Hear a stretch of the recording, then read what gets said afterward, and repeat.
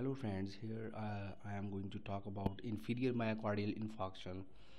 Here I am not going to discuss about the surface ECG findings of the inferior myocardial infarction, but the most important things I want to share with you or tell you or remind you that in inferior myocardial infarction we should not use a nitrate, sublingual nitrate, because these inferior myocardial infarctions are often accompanied by posterior myocardial infarctions and right ventricular myocardial infarctions. If we use a nitrate, sublingual nitrate in these patients experiences syncope, and that is very bad at that point when the patient is suffering from myocardial infarction.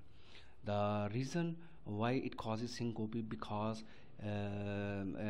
the patient who is suffering from inferior myocardial infarction with right ventricular myocardial infarction is preload sensitive, and if we use nitrates it reduces the preload and the patient's cardiac output becomes very low, and it causes syncope in a patient with right ventricular plus inferior myocardial infarction.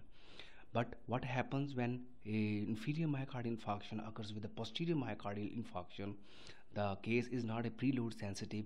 The case becomes that in posterior myocardial infarctions, the vagus nerve becomes activated, causing bradycardia, and the abdominal sphincter loosens because of the increased vagal tone.